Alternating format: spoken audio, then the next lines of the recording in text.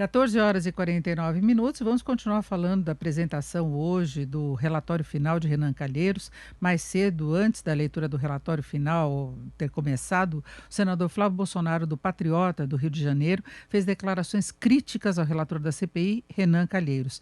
Ele alega que Renan usa de um instrumento democrático como forma de vingança contra o presidente Bolsonaro. A gente espera que a lei seja cumprida.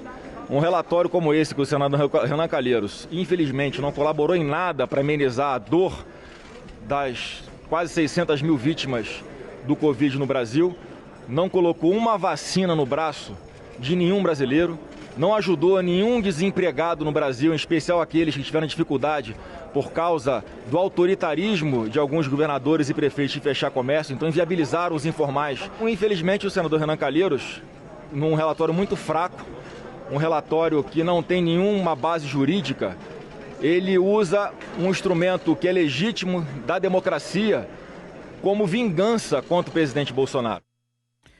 O senador Flávio Bolsonaro voltou a defender o tratamento inicial contra a Covid-19 e diz que Renan Calheiros não entende de medicina. Ele se antecipa até a classe médica. O senador Renan Calheiros já não entende de direito.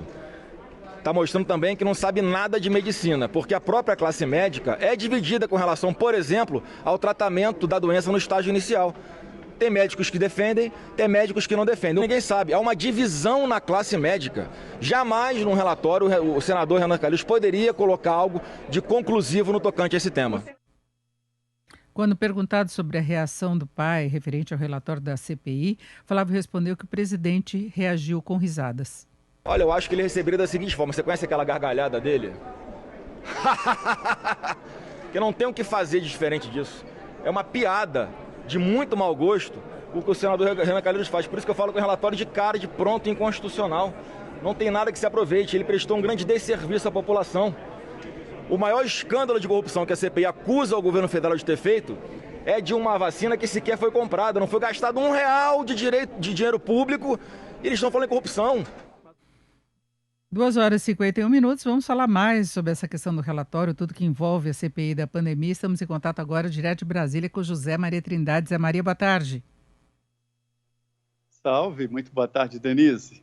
O senador reagindo, o presidente Jair Bolsonaro reagindo, o deputado Eduardo Bolsonaro reagindo, e os aliados do presidente dizendo que esse relatório foi mesmo uma obra de oposição. Na verdade, mantém a mesma posição que nós acompanhamos ao longo da CPI, né? Os senadores governistas de um lado, né, e os da oposição de outro, né? O chamado G7, e agora temos um relatório final que vai ser encaminhado para a PGR.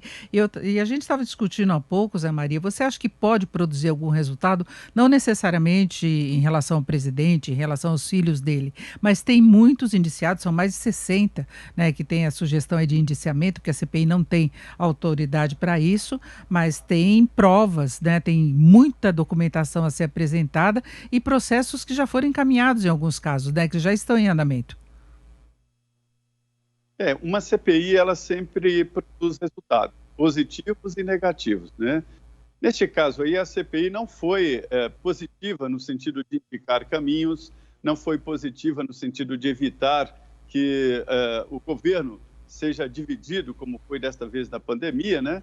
Ficando a ação dos estados e dos municípios numa situação complexa e às vezes até na contramão do que queria o governo federal, e isso impossibilitou que o governo federal tivesse um comando único sobre a pandemia. Restou a vacinação e, mesmo assim, a vacinação e os critérios, né? Isso aí foi questionado por alguns governadores que até ganharam no Supremo Tribunal Federal.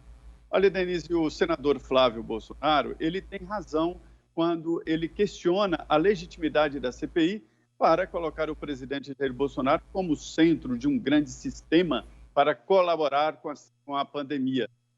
Ele não poderia ser investigado, isso a própria CPI entendeu. Se ele não pode ser investigado, ele não pode ser responsabilizado no plenário da CPI, ou seja, no relatório final. Esta foi uma das questões de ordem que foram apresentadas, serão discutidas amanhã na CPI, quando começa o debate propriamente dito. Agora, Zé Maria, vamos conferir exatamente qual foi a posição do presidente Jair Bolsonaro em relação ao relatório. Enquanto os senadores se reuniam no Senado para a leitura do relatório final da CPI, o presidente esteve em Russas, no Ceará, no evento Jornada das Águas. Em discurso, Bolsonaro fez críticas diretas à CPI da Covid e disse que a comissão não fez nada de bom para o Brasil. Eu levo uma mensagem para vocês, diferente do pavor.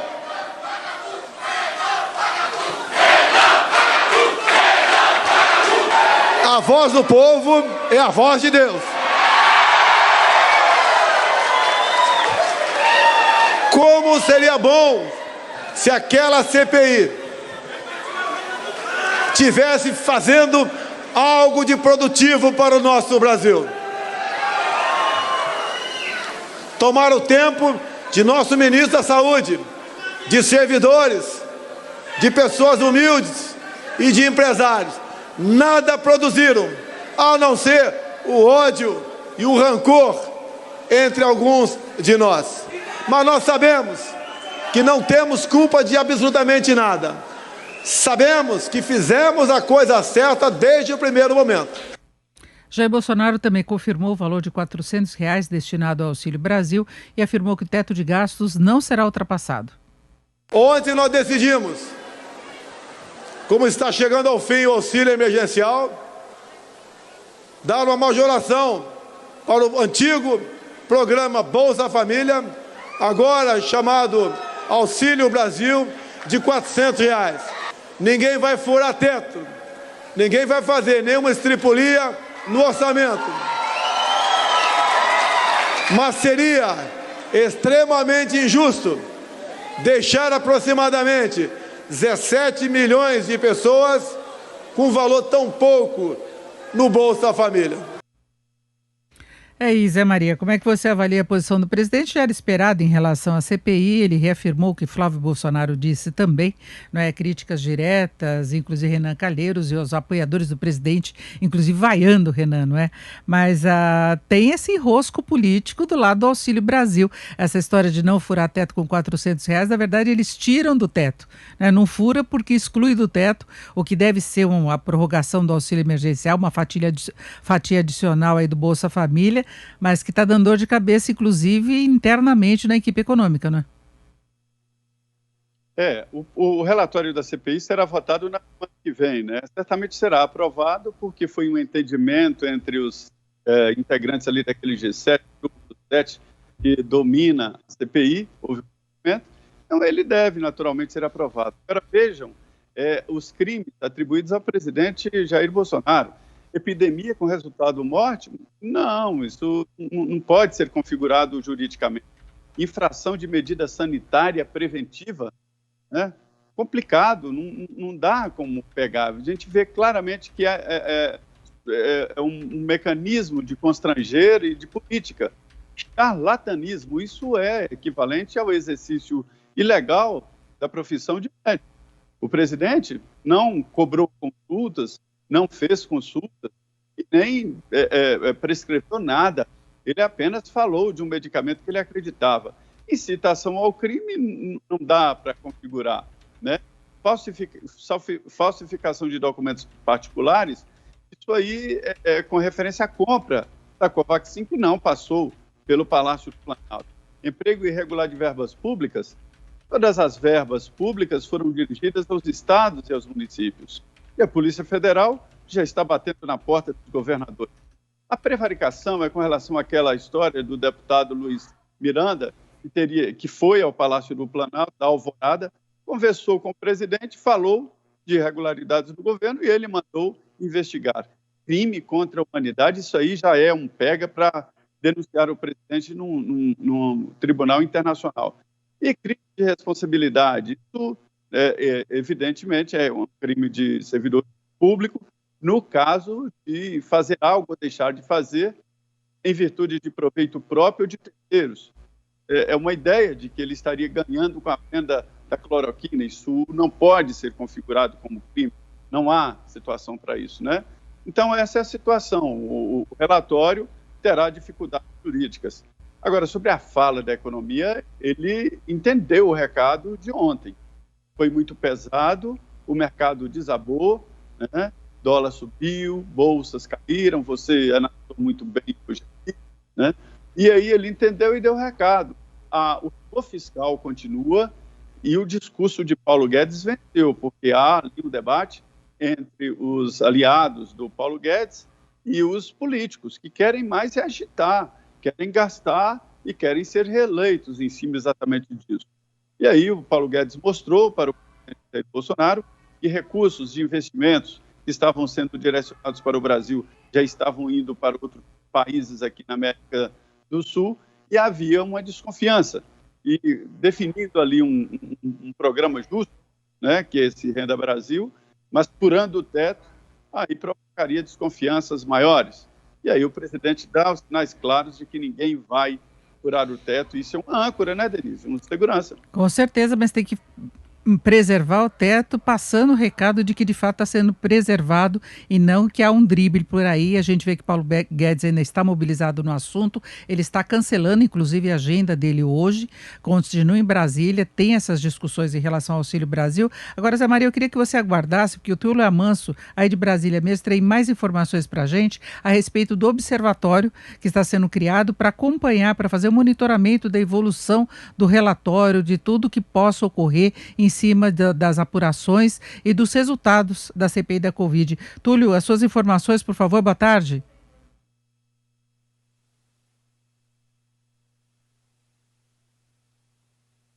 E tivemos problemas agora no contato com o Túlio Amanso, volto a falar com o Zé Maria Trindade. Pois é, Zé Maria, a sinalização dos senadores é essa, que eles não vão entregar simplesmente o relatório para a PGR e vão ficar aguardando qualquer resultado. Eles vão ficar cobrando, não é? Inclusive farão denúncias no exterior contra o presidente Jair Bolsonaro também, mas vão fazer esse acompanhamento permanente. Você acha que isso ainda pode continuar produzindo resultados políticos? O plenário da CPI se transformou numa grande plataforma política. A oposição se perdeu, não soube fazer oposição ao presidente Bolsonaro, até por falta exatamente de matéria-prima. E ficou o PT com aquela bandeira esfarrapada de apenas contra o presidente Bolsonaro, do anti-bolsonarismo.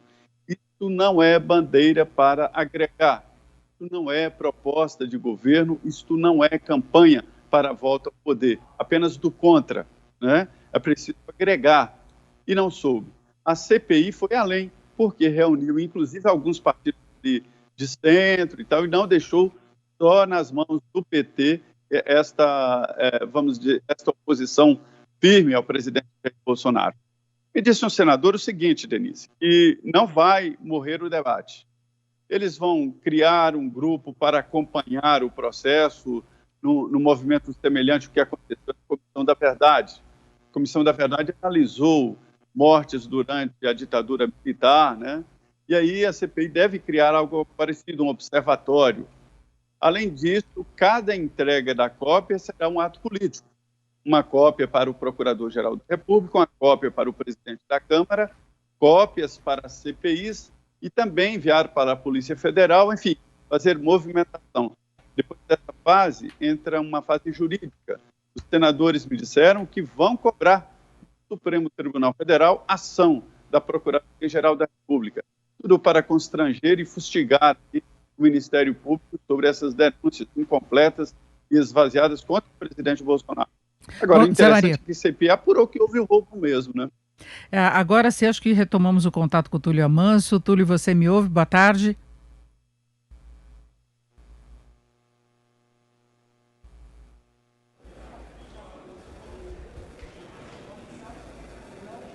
Túlio, você me ouve?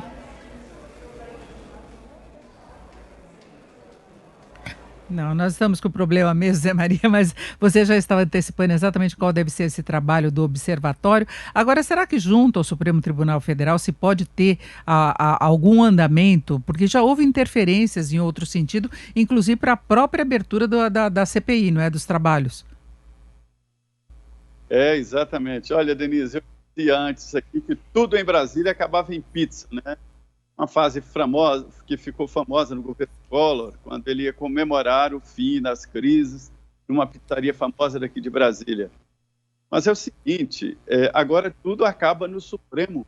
E aí os senadores vão pedir ao Supremo, eles acham que o procurador ele tem que seguir prazos para definir o seu trabalho ali, prazos no sentido de definição, ou denuncia ou não. O procurador-geral diz que vai agir e que isso não vai dormitar em gavetas lá na Procuradoria-Geral da República. É aguardar. A impressão que eu tenho é que a Procuradoria vai pegar o relatório, destrinchar nome a nome, crime a crime e definir. O que a CPI fica devendo é uma ligação entre roubos e tentativas de roubo, né, na compra da vacina, com a cúpula do Ministério da Saúde e com o presidente Jair Bolsonaro. É isso que faltou à CPI. Se não indicar e se isso não ficar comprovado, o trabalho da CPI fica como salvo-conduto do presidente, que evitou um grande roubo de 1 bilhão e 600 milhões, que era a compra da Covaxin, uma vacina que nem foi aprovada aqui pela Anvisa.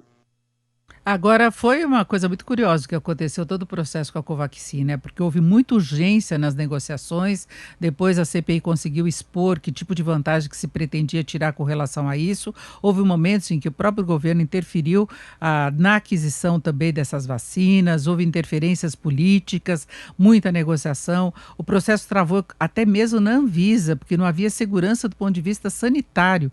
Tanto que quando começaram a surgir as denúncias, a Anvisa deixou de lado todo o processo, né, de avaliação, né, não teve aprovação aqui no Brasil, então a gente vê que era um início de uma negociação que em princípio tinha como principal objetivo era financeiro mesmo, né? E muito dinheiro, né? Aqui em Brasília é assim, os lobos continuam correndo aqui para alimentar a matilha, procurando dinheiro público. Ficou muito evidente de que houve pressa mesmo, é uma negociação estranha de uma vacina que não estava aprovada pela Anvisa, que não foi até hoje aprovada nem mesmo emergencial, e já estava ali reservado o dinheiro, né? O dinheiro já estava reservado, 1 bilhão e 600 milhões. Mas não houve ali comprovação de participação do governo como um todo. É isso, Maria Trindade. Vamos continuar acompanhando agora, entrar na fase das discussões em torno do relatório, até a votação que deve ocorrer na próxima semana. Tem relatório paralelo também, e depois acompanhar esse lado jurídico aí, qual vai ser o posicionamento do PGR, do STF e tudo mais. Por